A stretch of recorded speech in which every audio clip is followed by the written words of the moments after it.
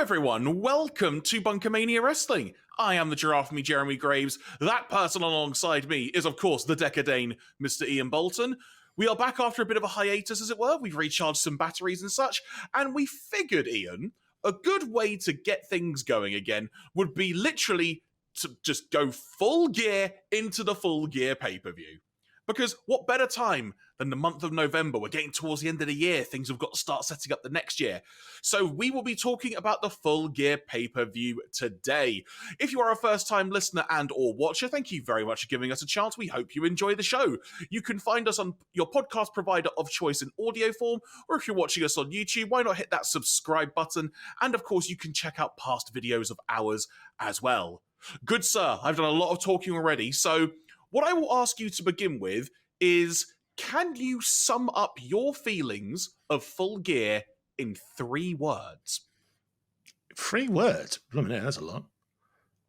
Well, I thought if I give you one, it might be hard. Okay, one word, 3 words, or up to 3 words. Up to 3 words.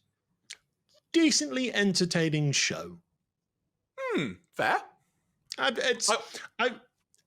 Just to kind of expand on that just a little bit. Essentially, it's like, I think, because I haven't been watching a lot of AEW television regularly, but I've just been keeping an eye on like storylines, so the big ones like MGF and all that sort of stuff. And it's like most of the in-ring action's been really fine. I think it's just like there wasn't a necessarily uber bad spot on this show. A lot of it was it's what you would like from a wrestling show nowadays. Good wrestling, good entertainment. I think there are 1 or 2 big highlights in this, but other than that, it's a solid entertaining AEW show. I'm going to describe it as this show delivered. I thought this was a great pay-per-view in terms of stuff that had built up recently on TV and such. I thought it paid off a lot of things. There's obviously one big thing it did not pay off yet, because one assumes that's going to be a bit more of a slow burn. We may get to that accordingly.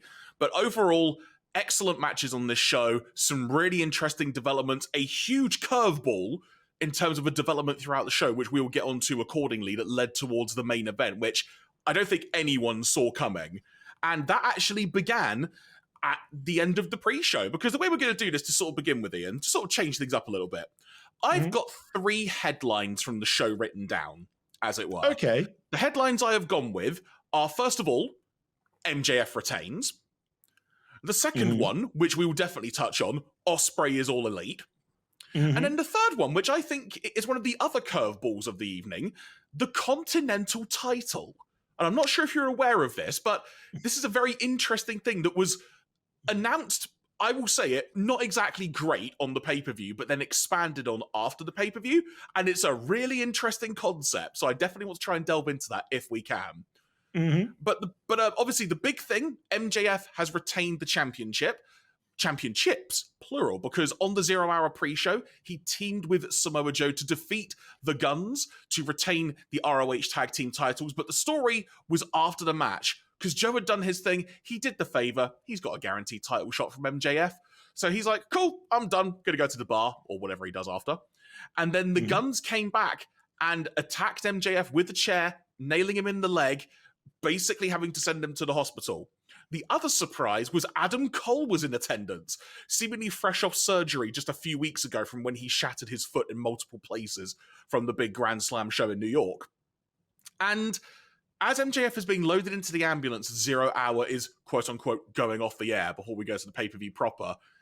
He's basically saying, don't let them take my title from me, Adam. Don't let them. And there's Adam Cole, literally on crutches. He cannot put any weight whatsoever on this shattered foot. And he's like, I promise. And then the camera pans round and he has that look of, oh, crud. And then we go to the pay-per-view proper. It was a really unique and fun curveball, because at that point, obviously, as we sort of go towards the end of the show now, as it were, gradually getting there, you knew MJF was going to come back. But part of you was thinking, what the hell are they going to do? Adam Cole cannot possibly wrestle unless this really has been a tremendous work and they have fooled absolutely everybody.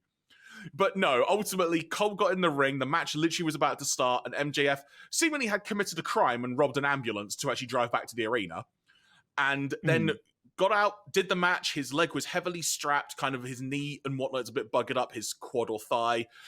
He got through the match. Adam Cole was there to support him. Arguably, Adam Cole nearly cost him the title a couple of times. Arguably. Although what do you do when you're on crutches and you're like, how the hell do I do this when I can't put any weight on a foot? Like trying to hit Jay White with a belt, for example. I mean, I hope Adam Cole wasn't watching Crown Jewel, because as we learned, you don't leave things by the ringside, Santos, because that's how your buddies lose. And it's like, there's the Ring of Honor title accidentally being given to Jay White. Oh, look, the Diamond Ring's been given to Jay White accidentally. It's like, no, Adam, stop trying to help Adam. Even though MJF wanted your help, stop trying to help Adam. It's just going to make it worse. But anyway. But and so I had another thought then. We'll come back to Adam Cole as an entity. Let's make sure we touch on that, because I think that's an interesting thing to discuss. But ultimately, MJF is able to persevere. The Guns came back down as well, but after they got ejected earlier for getting involved, they got nailed with a Dynamite Diamond Ring, ultimately leading to MJF getting the pinfall victory on Jay White and retaining the championship. And then as the show was going to go off air, you're kind of thinking, right, what's next? What's about to happen? And we kind of linger for a while. We get a bit of a celebration. Adam Cole has to once again figure out, how the heck do I get back in the ring? Like, how do I do this with my shattered foot? He does. They kind of celebrate. They start going up the ramp, and you're thinking, okay, is something going to happen next? This is lingering on a bit. And then the show goes off air. Nothing else happens. So in terms of the man in the devil mask, or the person, because we don't know, to be fair, in the devil mask, and the mystery attackers, none of that was expanded upon on this show. But it didn't matter, because it concluded what was, in my eyes, probably one of the best pay-per-views, full stop, of the year, as it were. But the big thing is MJF has retained. He's now got a bum knee, which makes me wonder if we are gradually getting towards the end of MJF's title reign. I will come back to that thought as well. I'll park that other thought just next to the other parked thoughts I've had there. But thoughts on the match itself. I enjoyed the match. I will say it was a fun match, but there was so much this had to follow. And I think because of how good the rest of the show was, by the time you got to the end, this kind of just felt like a match where, not to say it was a formality it had to happen, but it kind of gave the impression of, what the heck are they going to do to top everything we've seen? I think it was a very decent entertainment event. There was a lot of drama. There's a lot of like near full spots that made you believe, oh no, MJF might lose the title, especially with the Adam Cole accidental interferences and all that sort of stuff. But I do think it was slightly overbooked to a very silly degree. I mean, okay, you have an evening long storyline of, oh, MJF has been attacked by the Guns. Is he going to be fighting fit? Now, I think everyone kind of called it, yeah, he's still fighting, even though they tried to go, oh no, Adam Cole's going to step in to protect the title, otherwise Jay White gets it by default, all that sort of stuff. But it just feels like we've gone through a lot of weird story hoops in the evening to get to something that was going to happen anyway. If that makes sense. It's like I guess I get it. You wanted to do a little bit of drama and you wanted to build some extra intrigue to this match, because the rivalry between MJF and Jay White has been very heated and very intense. So you get into that sort of, you want to make sure the payoff to this is good or what the viewers expect. And it just, I don't know. I could have possibly gone without the Adam Cole stepping in. I mean, okay, again, on one side, you're trying to continue to tell the story that they are really good, close friends, setting up for something that might be an inevitable betrayal from probably Adam Cole at some point. Who knows? I don't know. And seemingly a long way down the line as well, given where we're currently at. Yeah, especially with his real injury as well. It just seemed like it didn't feel like it's like the moment Cole kind of comes out and goes, I'm going to defend it for you, all that sort of stuff. It's like, I know MJF's turning up a bit. I know MJF's going to turn up. It's like, is he going to turn up before the match or just into the match? All that sort of stuff. Who knows? I don't know. It was, I just think we could have just gone backstage. He could have been you could have done the story differently of MGF at times kind of going, oh, I don't think I can defend the title tonight. I don't think I can defend the title, all that sort of stuff. And maybe it comes up to like, you have an authority figure. Obviously, you get Tony Khan involved maybe or something like that. Say, right, is like, if you're not fighting, I'm taking the belt off you.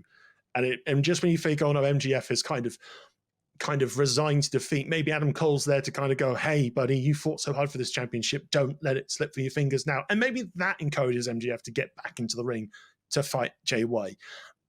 That seems a bit more logical to me and a bit more thought out than just, he's in an ambulance, he's gone, he's back, let's carry on. That's just me. It was, like I said, I think the main event was entertaining. I think there's a lot of good high drama spots. Really good entertaining. It's just, I feel like we just went through too many hoops just to get to what we were going to get anyway. That's absolutely fair. I think, so to sort of add to that, we'll come back. This kind of links into the Adam Cole sort of portrayal, if you will, on this show. But I think if I had a criticism of this story on the show, because I really enjoyed it, because again, I didn't expect it. I don't think anyone expected Adam Cole to be there. He'd been appearing on television the past few weeks via a video phone call, which had been quite amusing and just a nice way to keep him in the brain, if you will. Don't think anyone expected him to actually be there. But I think one of the more absurd parts of the entire story on the show is the fact Adam Cole was going to represent MJF and defend the title with a shattered foot. Now, there was that element that they did say a few times on commentary of there is an ironclad contract. So literally, if the match didn't happen, Jay White gets the belt. That makes sense. But again, this is like the one criticism I have of the match from my viewing experience. Surely people would try and talk Adam Cole out of this. Or at least people would try and prevent him from getting to the ring, especially when him and Jay White are in the ring about to have a match, air quotes, and then MJF comes out. Sorry, him and Jay White about to have a match. Sorry, MJF comes out, and he's literally got 12 people trying to stop him from wrestling. I think even Britt Baker put this on Twitter and went, why are they trying to stop him from wrestling? My husband's got a shattered foot. Sorry, my boyfriend's got a shattered foot. Or something like that. Do you know what I mean? It's like, there's a slight absurd nature to it there, but it's a minor thing, but it is a little thing. There are a lot of spinning plates when it comes to MJF at the moment. He's had this whole thing with the Bullet Club for the past 5-6 weeks, of which I think building up to a main event at an AEW pay-per-view for the better part of 6 weeks, I've really liked it. It's actually felt unique because we don't often get it, quite frankly, or we don't get it as fleshed out, as it were, as this. But the other spinning plates that come to mind are obviously Samoa Joe now wanting a title shot. Wardlow is just like lurking and ready to literally try and kill MJF at a moment's notice. Yeah. And there are a few other sort of pieces as well, sort of gradually rearing their head. There's like the whole Roderick Strong thing and what are him and the Kingdom going to do, because the whole best friend dynamic thing. There's a lot of spinning plates going on at the moment when it comes to MJF of where they could go and what else he has to worry about. But I think this potential knee issue he's going to have now, I wonder if at this World's End pay-per-view that they've now arranged for the end of December, if this is where MJF may lose the title.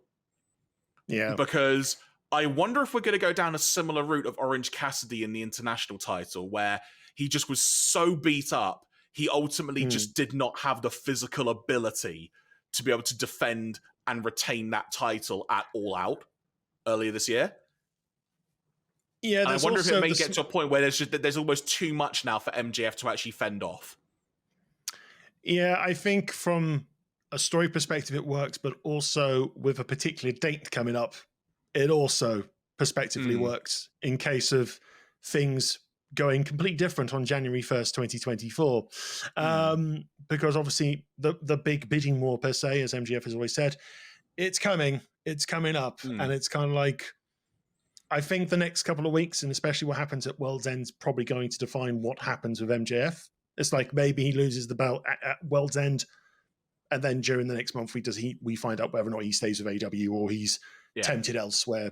Because because that's another big sort of mini mystery to be solved. It's kind of like I think some people feel like he's already signed, which might make sense considering the whole Double or Nothing debacle. Not this past year, but the year before, 2022. It would have been actually now you mentioned it, yeah, wouldn't it?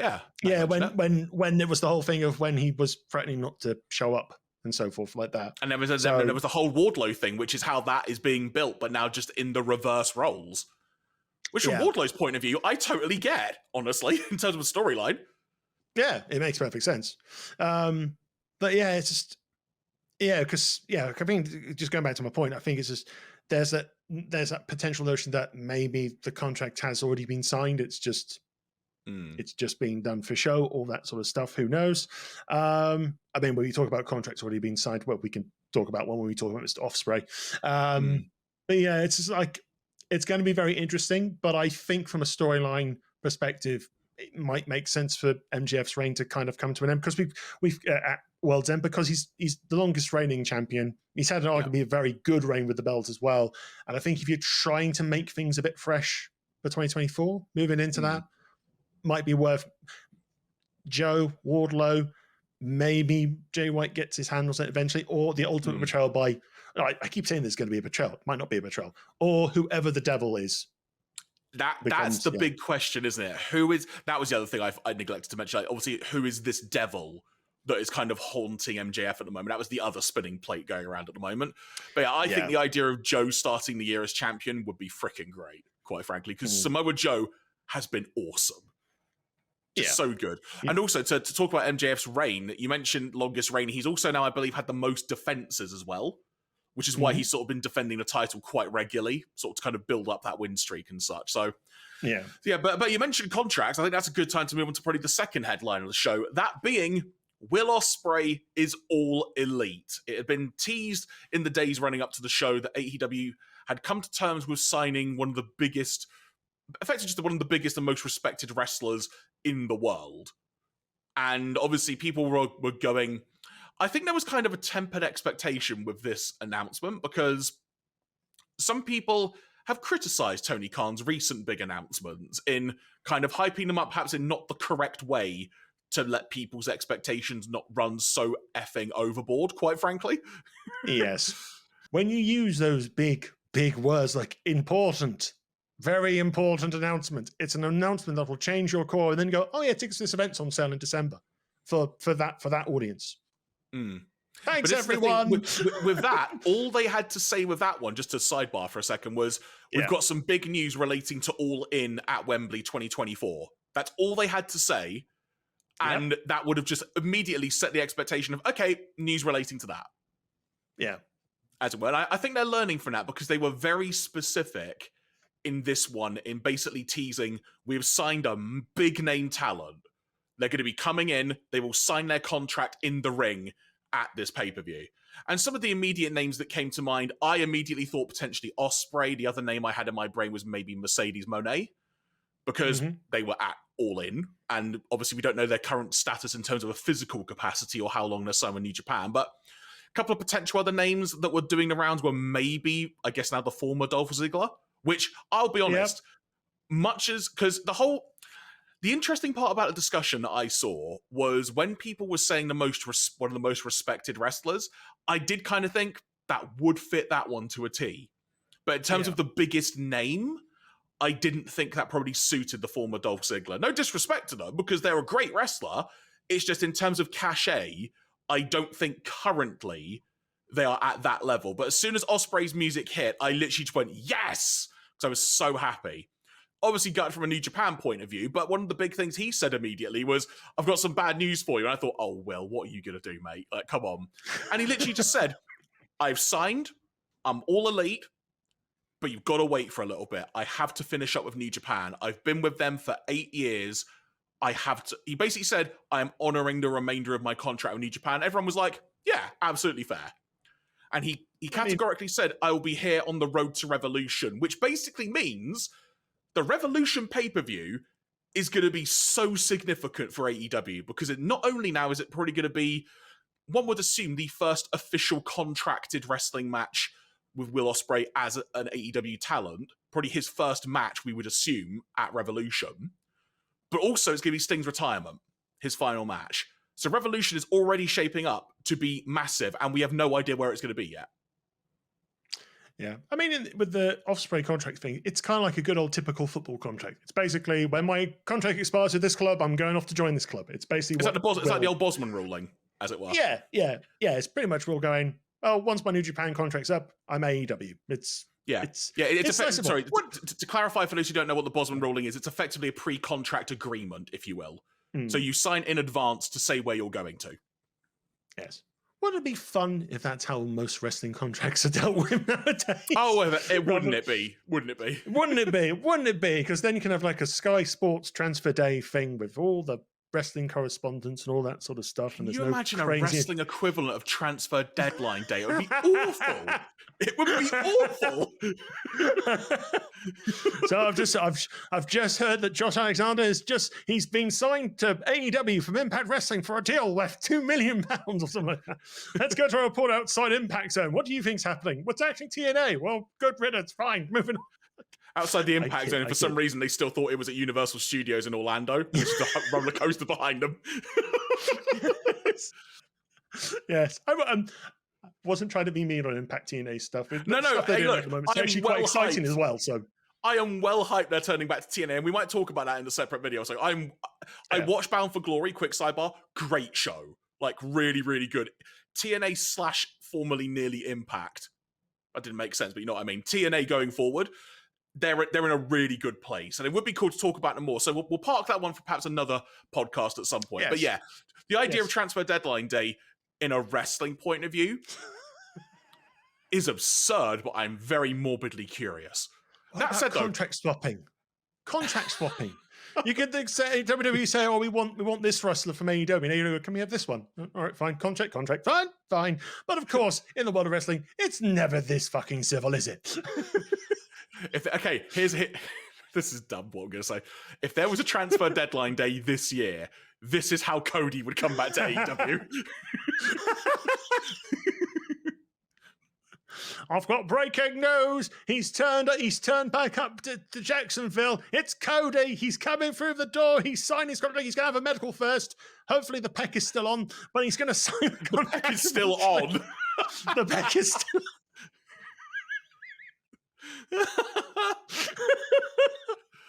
That's great, Nigel. Back to Sky Sports Wrestling Transfer Center with you.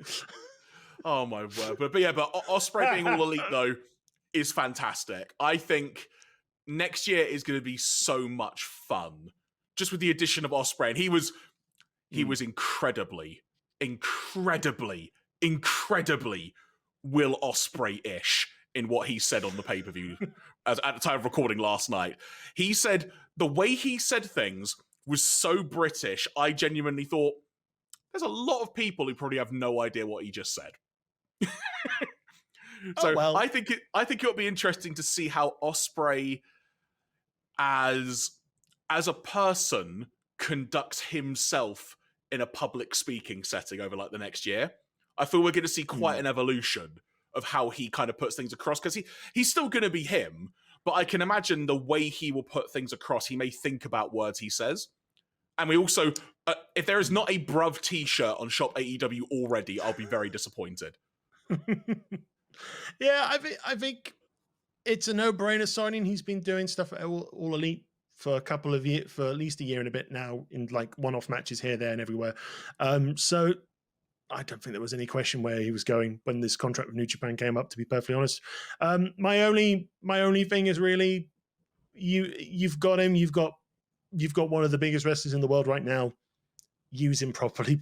That's the general thing. It's like, as much as it's exciting to see someone coming to AEW or to WWE, the bottom line is use them properly.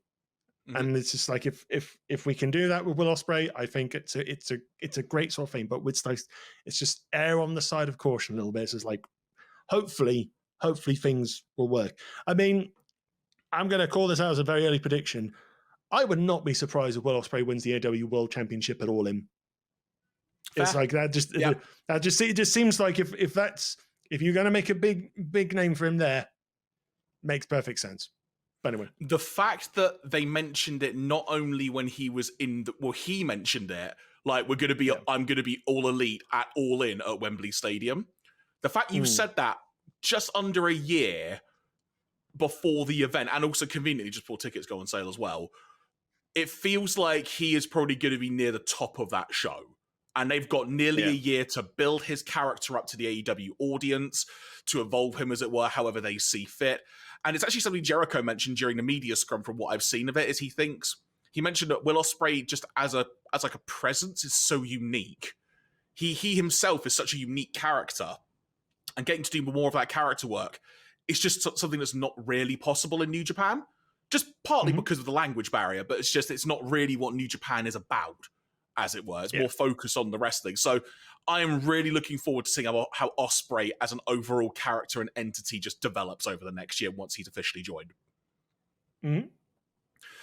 The other interesting part, we're mentioning New Japan in passing there, and it actually links into that a bit.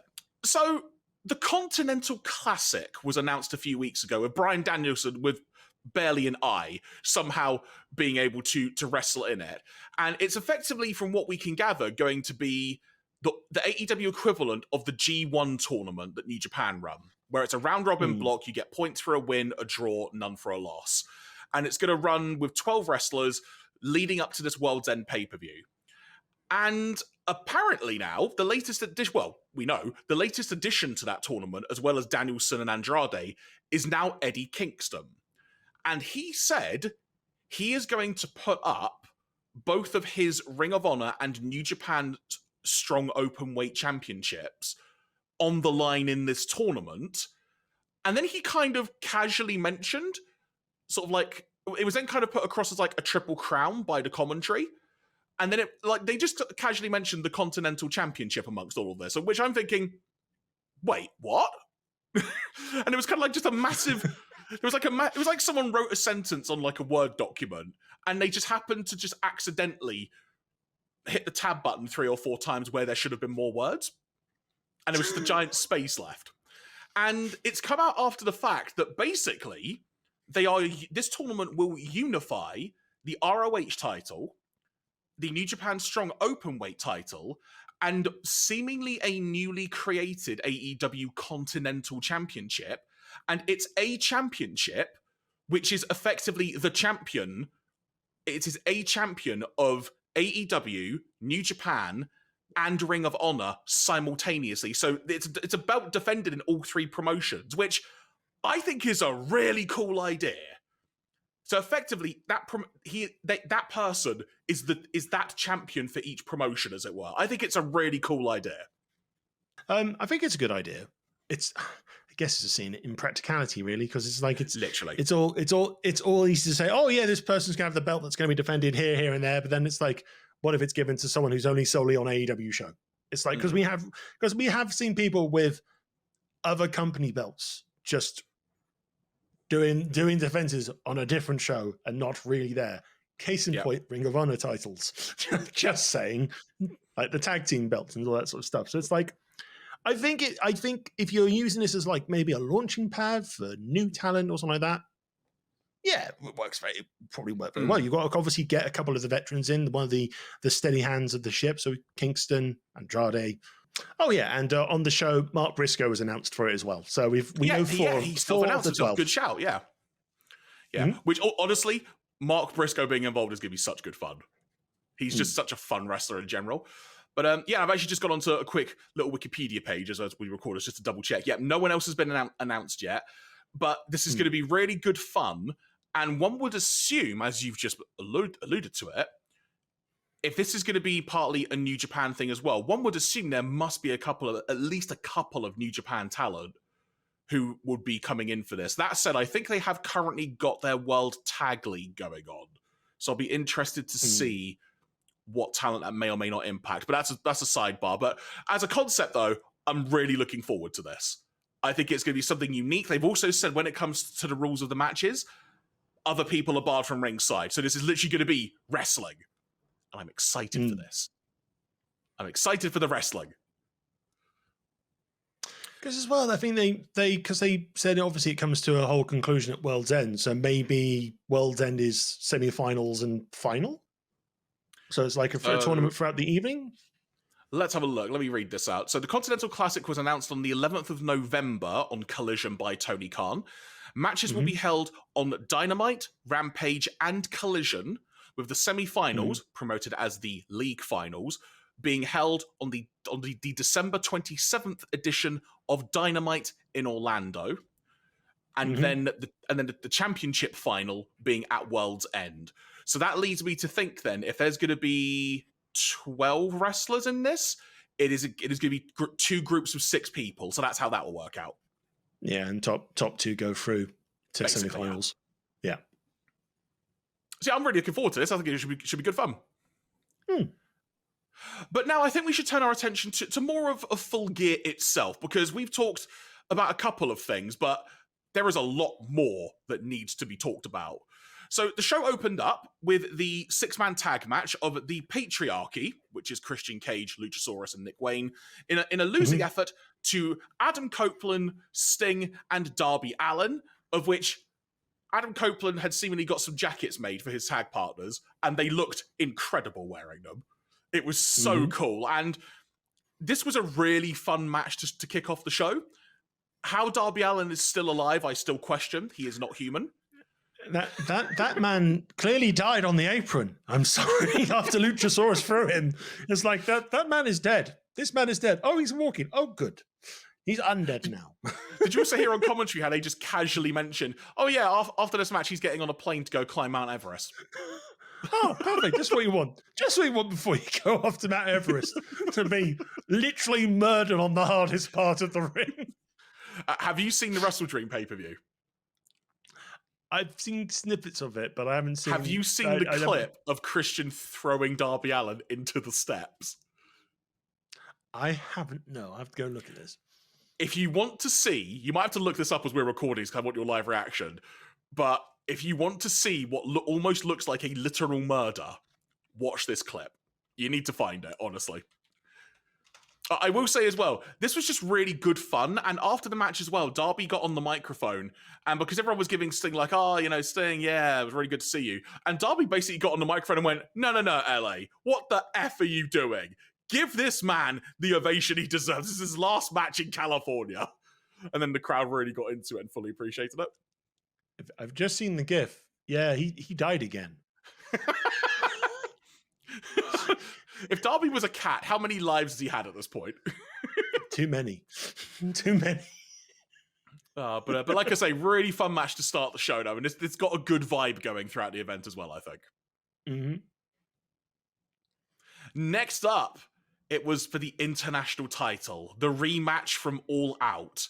It was Orange Cassidy defeating Jon Moxley, who was basically like a zombie, quite frankly. He's just like the zombie that won't stay down. And Orange just had to overcome that, except this time we kind of had like a full-powered Orange Cassidy as opposed to broken, beaten, scarred Orange Cassidy. And I would say this was a good match. It told a great story. If you're comparing it to the All Out match, I don't think you can compare the two, because the All Out match was such a time and place and after everything that had built up. And this very much kind of felt like a really significant bit of character development for Orange Cassidy as well, because he openly admitted when he won the title back from Rey Fenix, who was injured, which is why he got it back, that since he won it back, it felt like something was missing. And that missing piece of the puzzle was the fact he hadn't beaten Jon Moxley. So this was a way to do that, and it wouldn't surprise me if down the line we get another match between the two. I really, really enjoyed this. It took like 6 or 7 orange punches for him to actually get the win. Because again, Moxley was like a zombie. Moxley's a great zombie, don't you know, people? He just keeps coming at you. Even with what appeared to be like a hole in his head where he was just spurting blood. We'll come back to the blood thing because there's a lot more to discuss about that later in the show. But Moxley just literally had what looked to be like a chasm in his head, just spurting out blood. Well, he had a plaster when he came out to the ring entrance. It's like, oh no, the plaster's there. He's going to be bleeding. Oh, wait, he's bleeding. Well, that's hardly surprising. But yeah, no, the match itself is essentially, it's obviously Orange Cassidy getting that defining win over Jon Moxley. And obviously you get the slight sort of moments of, oh, is he just going to do his like relaxed repertoire? Because there's a bit where he's doing like the very soft kicks, but within like 2 or 3 kicks, he's really going for the kicks on Moxley, kind of, and you just seeing he's kind of ripping off that sort of relaxed whatever demeanor, because it's like, no, this is a serious fight. I want to beat this man. Obviously, the ring buckle helped a little bit as well, because it's like, I think Moxley went into that head first, and then came all the orange punches and all that sort of stuff. No, it was a good match. It's just, it's a bit of like it felt like a full throttle match at times. It got there. It got there. It was good. I mean, it's the typical John Moxley-esque match. You expect blood, there's blood, and Orange Cassidy doing what he does best. So they're kind of like some of the MVPs for AEW, these two. So put them together in a match. 100% agree. You can't go wrong with it. And in terms of character development for Orange Cassidy, I love, since he's got the title back, he's got a bit of a mean streak in him now. And that really came to the forefront in this, because he used to do his little kicks, like his little lazy kicks. And now he does like a lazy one. It's a little bit harder and a bit harder and harder, then harder and harder, until he's just outright punting someone. It's the little things that we're seeing. And it's really, really good to see how they are still developing Orange Cassidy just as an overall presence. I'm looking forward to seeing where this is going to go next. And also, I believe as well, the reason Hook was out with him was because he used the Red Rum at one point, like the old Taz Mission finisher, if you will, to try and choke down Moxley. So the fact he's kind of expanded his best friend pool as well, it's nice to see that the Hook thing is still carrying on. Yeah. Next up, AEW Women's World Title match. It was Hikaru Shida defending against Timeless Toni Storm. Now, first question I want to ask you, Ian, is have you seen Timeless Toni Storm before? Have you seen this presentation of Toni Storm?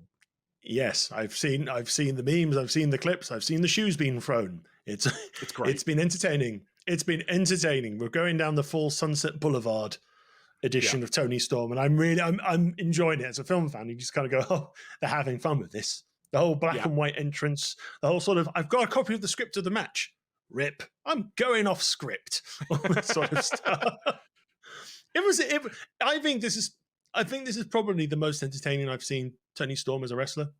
And the gimmick just works. The gimmick just works very, very well for her. And she's embracing it as well, which is great to see. And Luther being the butler now is just, it's such a random curveball. And you're like, yeah, this works. It just works.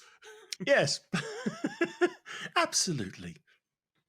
So ultimately, Toni Storm did become the champion. She did it via, I haven't exactly figured out what it was, but Luther brought out like a plate with a couple of shoes and some jewelry on it, or had a tray with a couple of shoes, and then there was like a plate with some jewelry on it. I'm going to say it was just a plate, because I still don't really know what it was. I think it might have been like a jewelry tray of some descript, a metal one, which was attempted to be added into the hip thrust attack. But occasionally times it was clearly about to fall out at times. It went but below her wrestling gear line and was in her tights, is the way I sum it up. Because I mean, there's a moment just before she does hit the final like hip thrust thing that makes that allows her to win the belt. Just kind of stop, readjust. It's like, I'm doing a second take, darlings. I'm doing a second take, and then charge it. And I think if that was just like an ab-libbed moment, that was really fun. It's like, hang on, I can do this with feeling. I do feel a bit gutted for Hikaru Shida a little bit, though, because she sort of, again, has had the belt for like a little bit of time and is not championing it, because I really like Hikaru Shida, but I'm sure Shida will get another opportunity to be a champion again. But right now, the momentum is with Toni Storm, so I totally understand this occurring. And this just worked really, really well. And everyone's into Toni Storm as a character. Again, like you said, it's playing on film stuff. It's the Hollywood homecoming of Toni Storm thing they were playing up.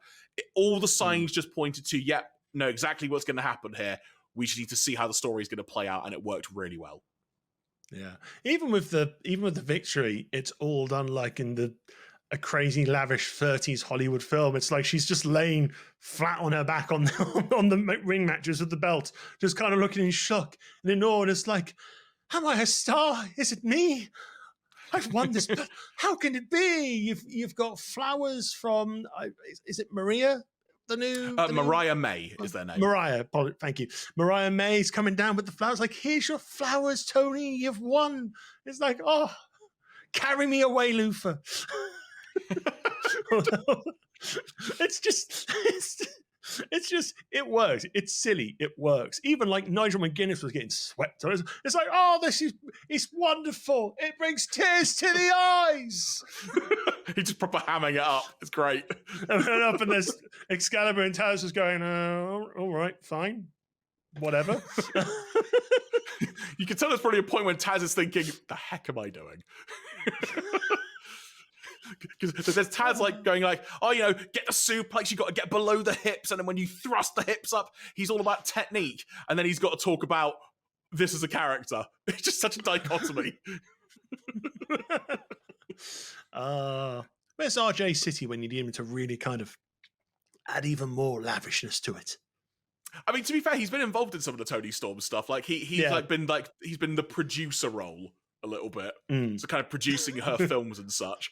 And on this show, he was doing the pre-show and not being cursed out by Eddie Kingston after his match on the pre-show, which is a refreshing change for him. He said. Talking about dichotomies, the next match, the ladder match for the AEW Tag Team titles. It was the champions, Ricky Starks and Big Bill, defending against FTR, the Kings of the Black Throne, Malachi Black and Brody King, and then La Facción Ingobernable, which was Rush and Dralistico. This match was nuts. You kind of wondered how far will they go with this, is how I'll describe it. I think this is one of the most enjoyable ladder matches I've seen because there's so much stuff they did which looked like, quite frankly, it sucked to be the guy taking the move. But it didn't feel like it was so bad to where you're like, what the F are you doing that for? Like, you actually felt it was too dangerous, if that makes sense. There were a few things that were still absurd, but I just really, really enjoyed this match. It was a fantastic ladder match, ultimately ending with, I believe it was Ricky Starks and maybe Dax. Let me just quickly check a note I have here. It was Ricky Starks either way on the top of the ladder, and him and someone else got pushed off, as it were, or were going to fall down from punches. But Big Bill was behind the ladder where Ricky Starks was, caught him, then pushed him back up, which was a thing they were playing up, that they've got the big guy with them. And Ricky Starks went up, grabbed the belts, and they won the match. There's far too much to recap in terms of what happened here. I will say, I thought that every person in this match looked like $1 million. I think everyone came off incredibly well.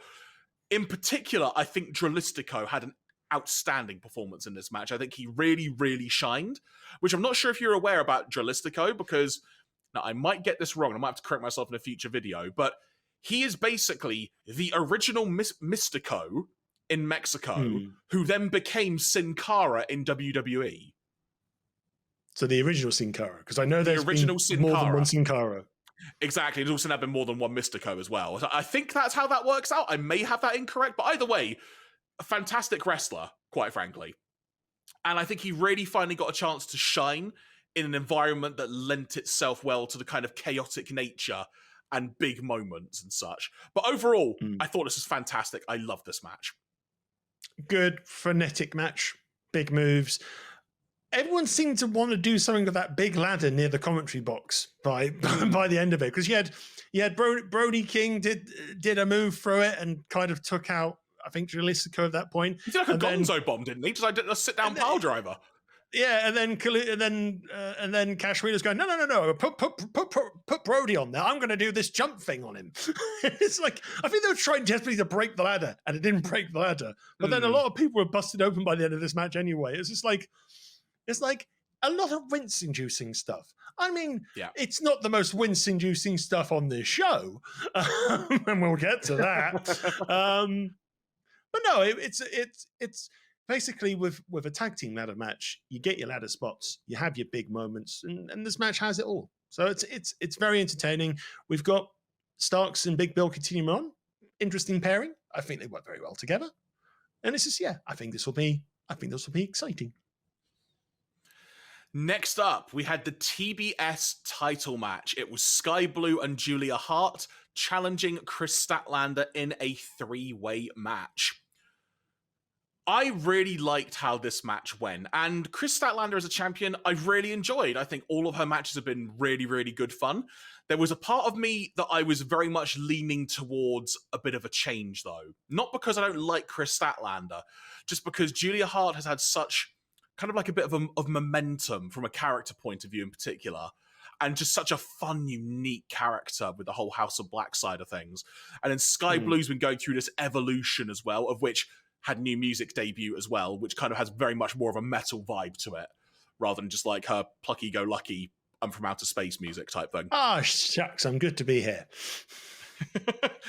And ultimately, it came down to Statlander hitting her Saturday Night Fever style pile driver on Sky Blue, and then Julia Hart getting in, basically getting Statlander out the ring, and then effectively stealing the pin from Chris Statlander on Sky Blue to become the youngest ever champion in AEW.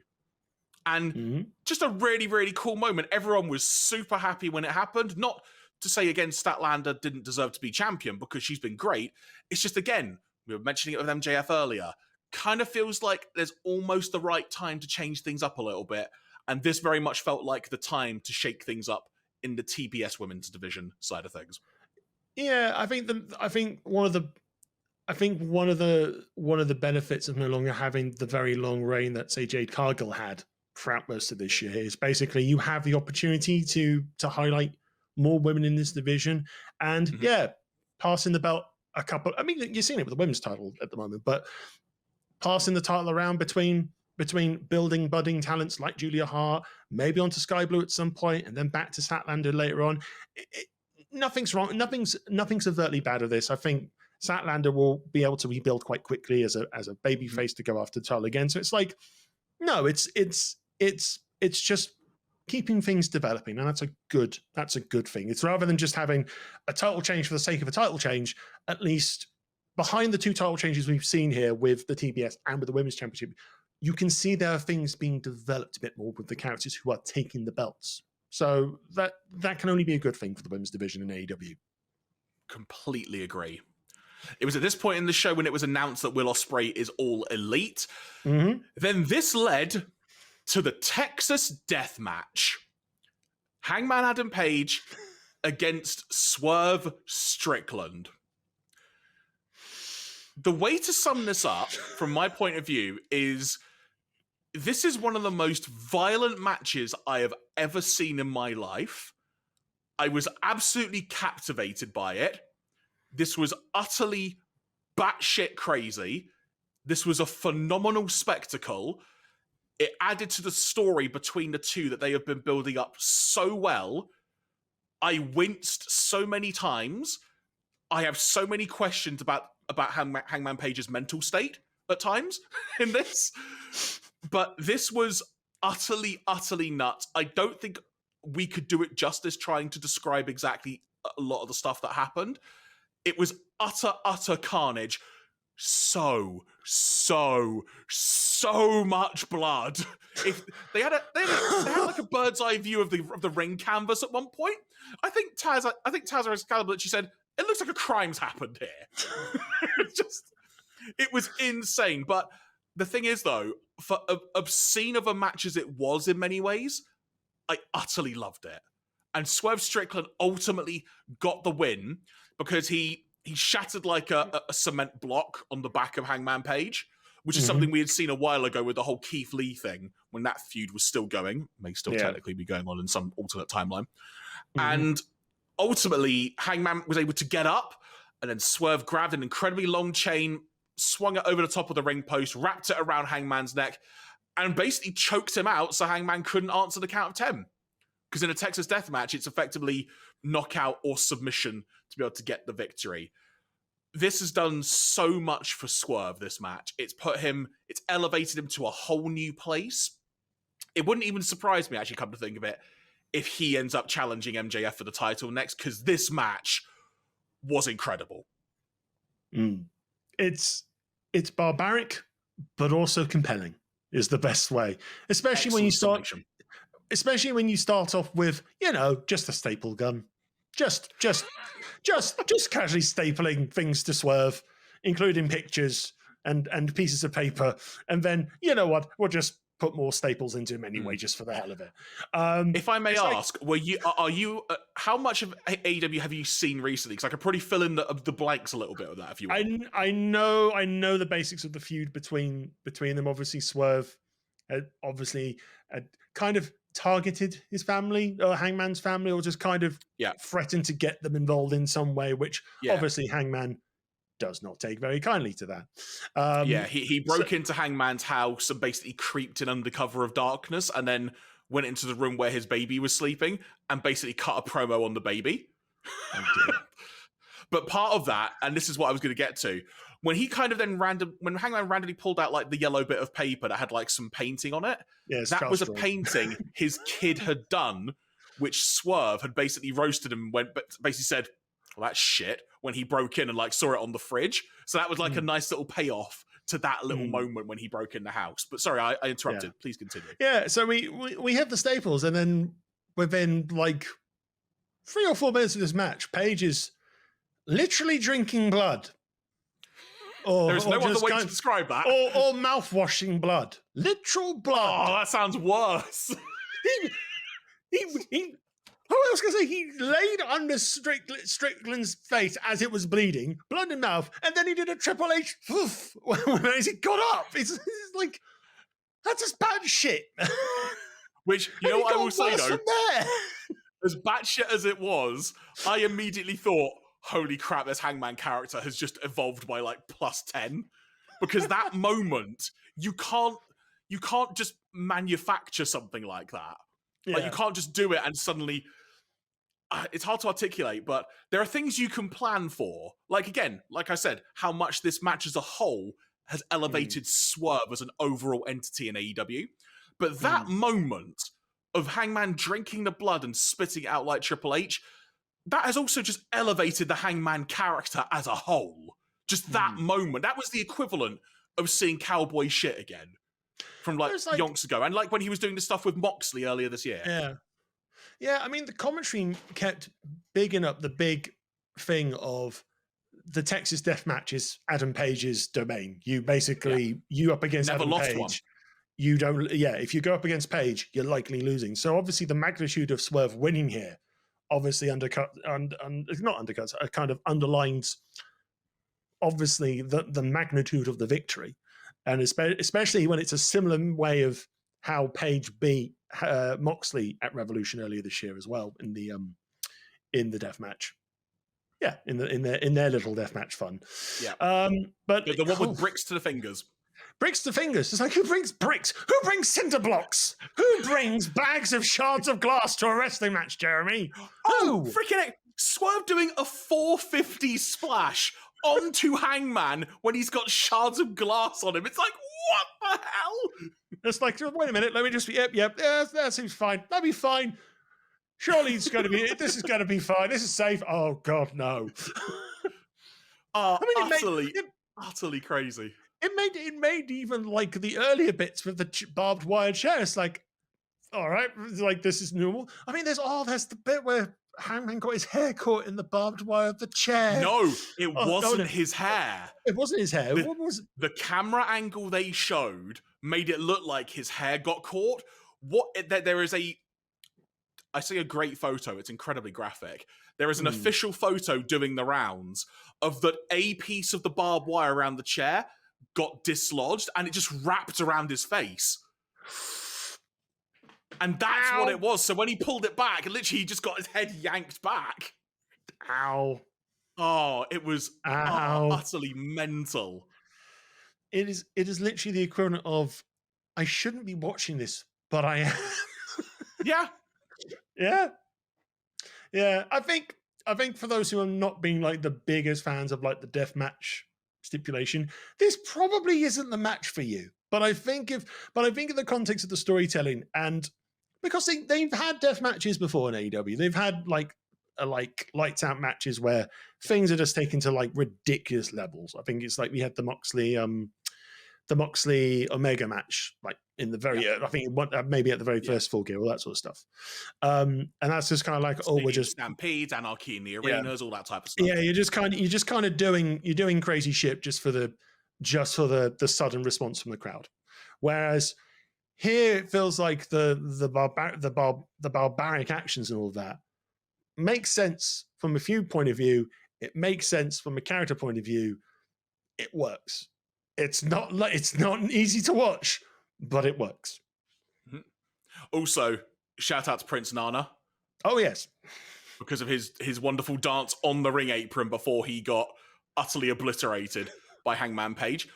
Oh dear.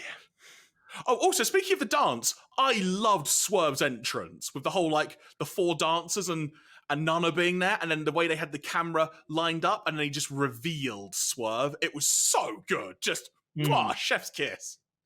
Yeah, it was very surprising that that Hangman just turned up out of nowhere just to start the match. I was like, oh, look, there's Hangman. I mean, it's obviously, you can tell it's a bad blood feud when you're not coming out to your good old-fashioned cowboy music. Exactly right. Didn't even hear it on this show once as well. Maybe he should have come out like on a horse skeleton, like a robot the horse would have just galloped off. No, not an actual horse. But you could make like a metallic horse skeleton, like a robot thing, come out with fire, like a heavy metal rock version of his like his theme, and it's like, oh no, it's the Dark Hangman. Run! You basically want the Dark Hangman Page equivalent, basically. Yes, he comes out, fire's coming now. He's got that evil look. He's got the staple gun in his hand, ready to go. And it's like, oh, shit's going down, son. They make good use of that staple gun now, I'll tell you.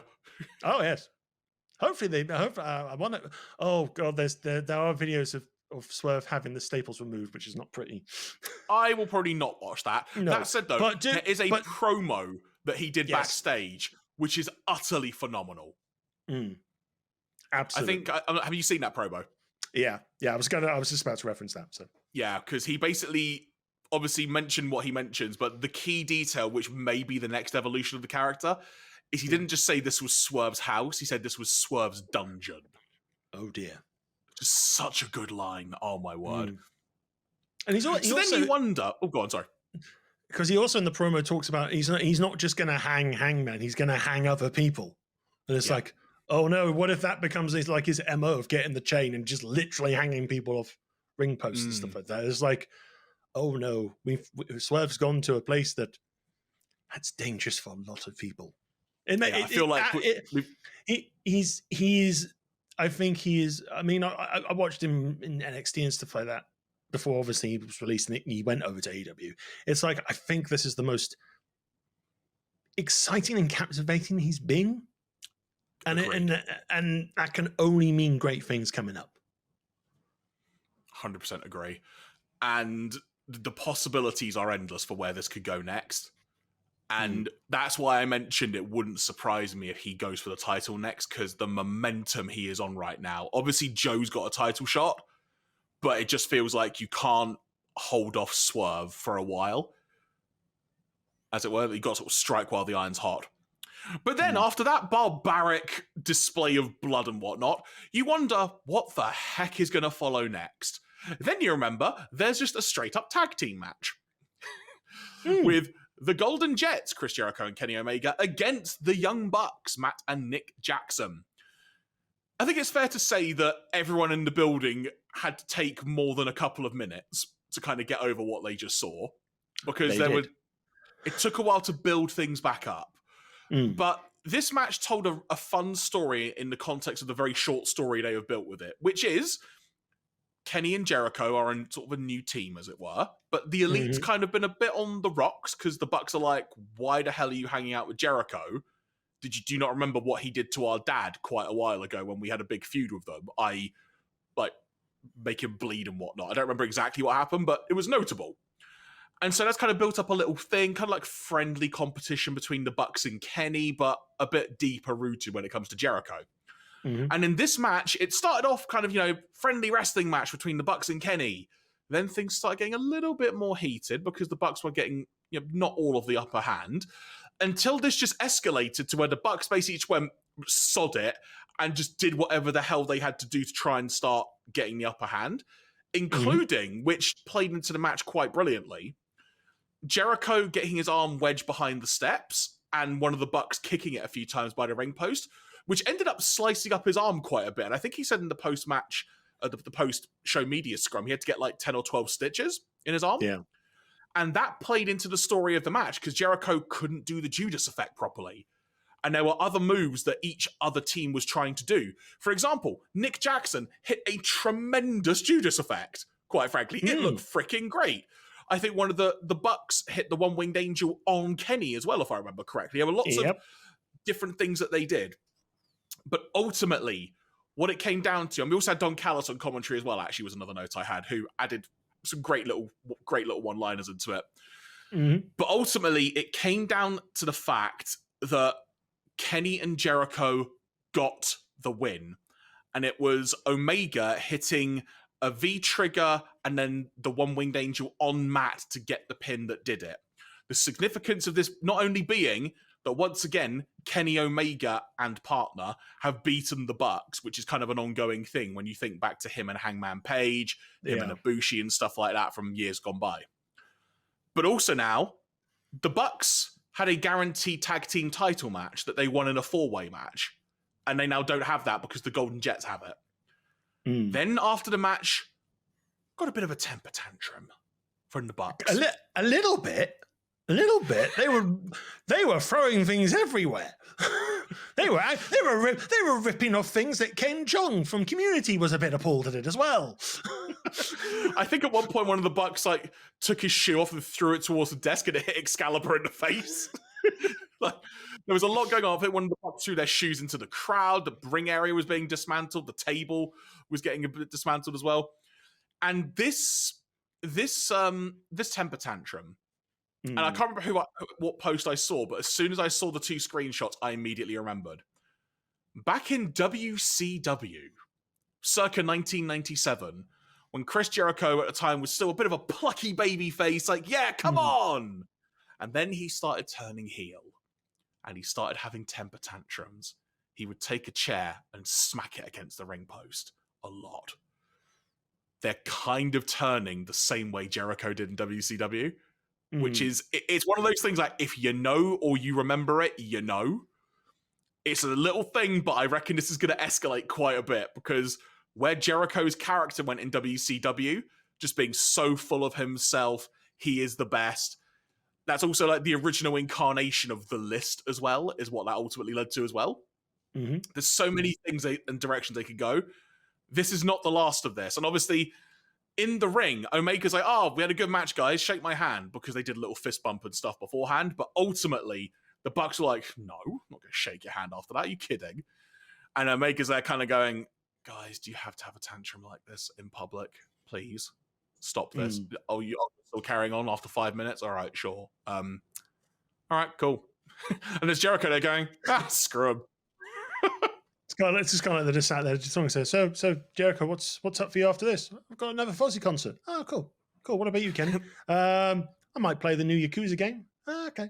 We did a match all about that last week, didn't we? We did. It was good fun. Have they finished yet? Nope. Okay. We'll keep chatting. No worries. It's not like this pay-per-view is going to need to go over 4 hours or anything. I don't know. But I really enjoyed the match. It did take a while to get going because of the brutality we had seen, though. But I did enjoy the match. Yeah, it's a good, solid, reliable tag match. Obviously, if you put Young Bucks in with a combination of the Elite or with some of the bigger players, you are going to get a very good tag match out of it. I think you're right. I don't think this is over. I think Young Bucks will probably cost them their title shot on when it comes to it, because they're very annoyed and they're clearly going heel. So. Yes, good sort of match. It was a nice sort of way to ease us into like the main event match, which we've already talked about. Indeed, yes, and then that's what led to the main event, and that everyone was AEW Full Gear. I'll be straight up about it, Ian. Big thumbs up from me. Really, really enjoyed the show. Yeah, I think really, really good entertaining show. Like I said, I don't think there's anything on this card that was out of place, was rubbish or anything like that. I think you've got some very solid wrestling. You've got some standout things like the Texas Death Match. You've got some really cool character developments in the women's division with Toni Storm and with Julia Hart. And despite the fact the MJF thing was overbooked to Kingdom Come, I mean, it's like not to a Roman Reigns level at the moment. So I think we're okay there at the moment. not to Roman Reigns overbooking level. But despite the fact it was a little bit overbooked silliness, it was still a very good main event. And yeah, generally a good show. I think AEW have definitely got back onto, I think, the right track after I think that, because I watched because I went all in. Yeah, I think generally their pay-per-views have been good. After I think the rocky year of last year, I think this year's been considerably better for them. Yeah, All Out had a lot of eyeballs on it for reasons beyond pretty much everyone's control. Yeah. But it turned out to be a phenomenal show, and Wrestle Dream was such a unique idea for a show, and the way it came about, it was a really good show. And on the whole, AEW pay-per-views this year have knocked it out of the park. More often than not, the AEW pay-per-views in general are really freaking good, if not better than that, and that's a high bar. I still stand by my point. I think this is pretty overall, in terms of building to a pay-per-view, I've enjoyed this build the most. Okay. Because we really got time to flesh out the MJF Bullet, the MJF Bullet Club Gold shenanigans going on, and everything surrounding that, and what's next with Adam Cole, and then obviously Roderick Strong being involved in stuff, and all of that stuff. There's just so many different layers going on, and I've really enjoyed it. But folks, what did you think of Full Gear? If you're watching on YouTube, you can let us know in the comments below, or we would encourage you to visit our link tree, which is linktree/BunkaMania UK, where you can find the details of our social media, and you can let us know there accordingly. Good sir, we'll be back very, very soon with some more videos. We're going to get back into the swing of things. We've got some fun ideas lined up as well, which we all think you will be happy with. But any other passing thoughts you would like to impart on our wonderful audience before we conclude today? In terms of upcoming content, obviously next weekend, Survivor Series. That's going to be an interesting show in Chicago. Next weekend already? Flipping out. Yep. It's a double header. So we've just had Full Gear. Next Saturday, it is Survivor Series in Chicago. What possibly happens there? Who knows? But generally, the card at the moment looks pretty good. You got 2 War Games matches coming up. There's not been a lot of the brand warfare bollocks, which I thought they were teasing a bit with Nick Aldis and Adam Pearce having some choice words for one another over the last couple of weeks. But no, I think in all it'll be the thing with WWE shows again is they deliver really good wrestling. Sometimes the stories aren't really going in a sort of satisfactory direction sometimes, but they have been considerably better than we were at this point. Well, we were still in a good place this point last year. Basically, it's better than when Vince is in control. So I'm in particular at the moment really enjoying sort of the SmackDown women's division side of things. Like the whole damage control thing they're doing is so good. It's just you turn the faction from kind of okay, the faction's still going to this is getting interesting, especially with the return of Kairi Sane, who at Crown Jewel just looked like she was ready to pilot an Evangelion. Which was great, I won't lie. It's like yep, get the Evangelion ready. She's ready to pilot. It's just the sort of very sort of emo look, because you expect him to come back in like the full pirate waifu sort of thing with the big old steering wheel and the pirate's hat and going yar har, shiver me timbers. I mean, the crime that they have never used Lazy Town's "You're a Pirate" as an entrance theme is a crime. Yar har fiddly dee, being a pirate. But that is your official opinion. That will not change. Yes, I'm still disappointed they didn't use it for WrestleMania when they had the pirate ship. That's still a big move. Anyway, besides the point. Damage control. I'm gonna make a guess here. I bet the rights to that song were too much, but carry on. It's Lazy Town. How could it be too much? I mean, it depends how popular Lazy Town still is. Is Lazy Town still going on this wrestling podcast? Is Lazy Town still going? Let's find out. This is the kind of divergent we need to know, folks. No, it finished in 2016, so there's plenty of opportunity. They've had 7 years to get the rights to that. 7 years. Anyway, my word. But no. Again, some cool stuff. I mean, Drew has now aligned with the Judgment Day, which is going to be quite interesting to see how that plays out. Other things, obviously, the Bloodline stuff has kind of tempered off a little bit, I suppose. I think it will probably get back into full gear, ironically, when we start to Royal Rumble season.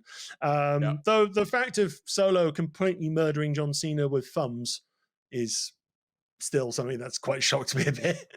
But it's like, oh, Solo's going to win. Why has he just spiked John Cena 14 bloody times? Oh, Solo's won. oh, okay. This is weird. This is scary. I don't like it. But taking a quick glance at the actual card for Survivor Series. I'm not going to go through the whole thing because I know we're going to wrap this up in a second. I will just say, having just seen what's listed on Wikipedia, I must see the utter demolition of The Miz via Gunther. You mean hot babyface Miz against Gunther? I'm sorry, what? The Miz is a babyface in this, and he's getting decent. You could have fooled me based on Crown Jewel. I mean, Gunther's going to murder him, of course, but oh god, that weird segment with the Miz and Grayson Waller and the Saudi actor who no one knew what it was. He was like, "Who are you and what are you doing here?" Oh, okay, local hero bit. All right, time to go to the bar.